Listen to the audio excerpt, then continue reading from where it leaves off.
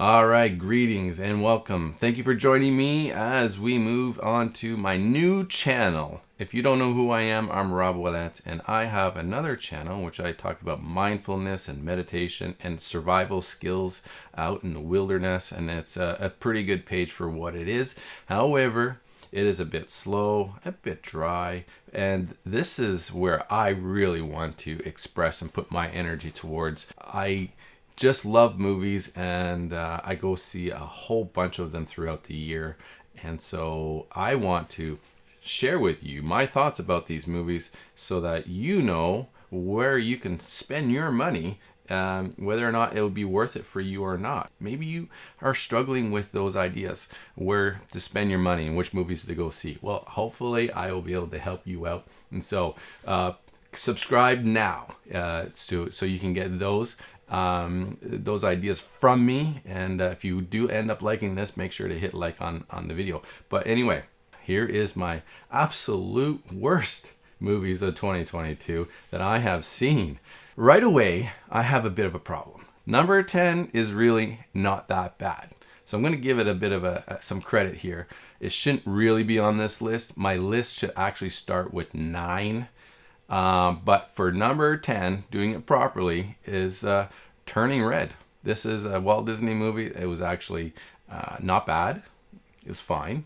And, it is what it is. It's not a bad movie. It's not great. But there it is on number 10.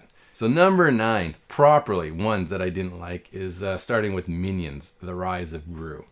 When I first sat down in the theater and I started watching this movie, I actually thought it was entertaining. I thought, hey, this is a good movie, because I didn't watch the other Minions movies. But this one here was starting off pretty good, and then it just fell apart. It went in so many directions. My number 8 movie, which is a movie that my son loves, so to be fair, this is a movie that could be quite entertaining for your family, but it was Hotel Transylvania 4. I haven't really been impressed by them. I find the animation to be really exaggerated, and it bothers me when I see that, because, character could be like in one pose the next, and then wow, extreme pose on the next, and it's just this wackiness it's hard to watch through a whole hour and a half, 2 hours. So yeah, Hotel Transylvania didn't do anything for me. Number 7 is another movie that my son loves. Morbius, well, I shouldn't say he loves it, but he loves Venom. And so Venom and Morbius are in that same world, same universe with the whole Spider-Man thing. And so he really enjoyed this one, but I didn't. I just found that this movie really went nowhere. It was very plain, basic. None of the action was great, and none of the twists were great. None of the emotional impact was there. I basically just sat through this movie going, it's fine, so it's pretty low. It's fine.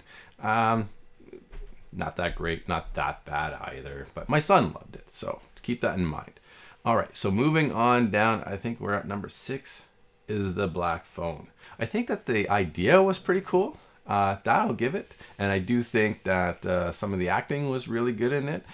But I think it twists the turn at the end, like the last third quarter.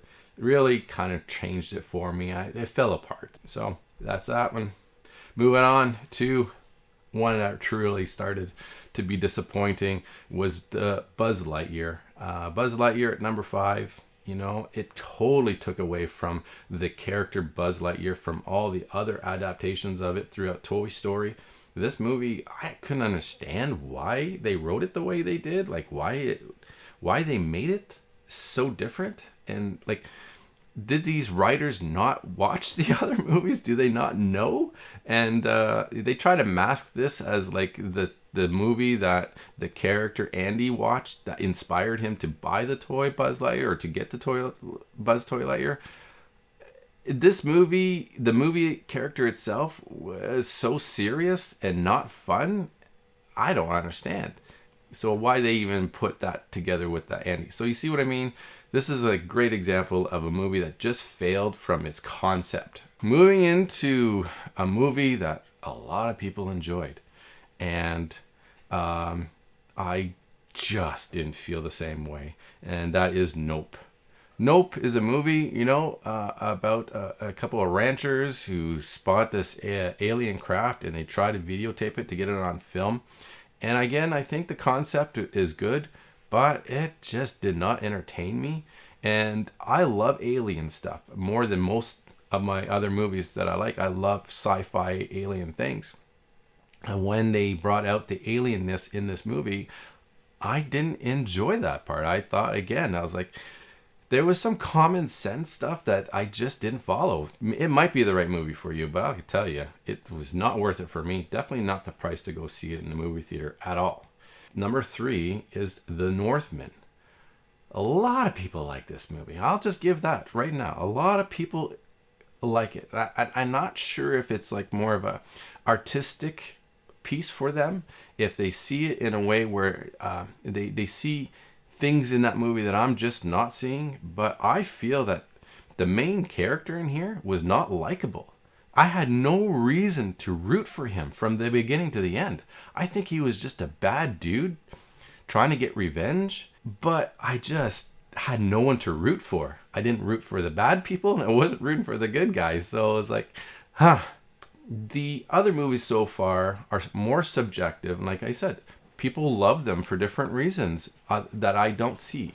But I really think that these last two are absolute crap. I don't know if anybody's going to like them. So here they are. Number 2 is Moonfall. Moonfall, a science fiction, high budget film, and about the moon that's about to crash onto the earth. Like, it's falling. And I thought that was pretty intriguing because just that fact, like, what are you going to do? How are you going to end this movie? The world has to explode or die. Like, everyone's going to die in this movie. But they found a way for that not to happen. And it wreaks havoc, sure. Visually, there are moments that are pretty awesome. But, man, it really goes into a weird, crazy... Like, it just, you're watching this and you're thinking, where's the common sense in this? And then you say, well, it's a sci-fi movie, so it doesn't always have to follow common sense. But I think in some ways, you kind of do. And then you have this bad guy. Just, what? Like, really? This, it didn't make any sense to me. And so how they ended this movie was so unsatisfying. All right, so finally, the last one on my list.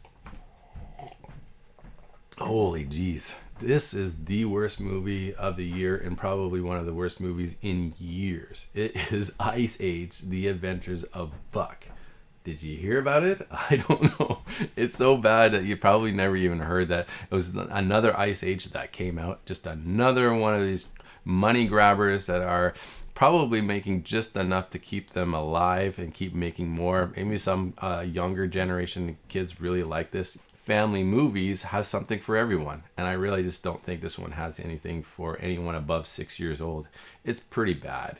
I didn't enjoy it, and there's probably a reason why you didn't know it was out or even heard about it, but there it is. I had to see it, and because I saw it, it has to be placed somewhere, and it is the worst. So there we go. That's my top 10 worst movies of 2022, and I would really like for you to share with me your worst movies this year if you've seen any. Just let me know what you think of movies because I want to talk about them. I want to share with you the experiences of movies and these entertainments. So that's why I'm here and that's why I'm doing it. So like I said, this is not my first video. It's my first video on this channel. Feel free to check out my other channel if you're interested in that stuff, which is mindfulness and meditation. But right now, this is where I want to express my fun and excitement and my passion for movies. And so please join me. Subscribe if you haven't.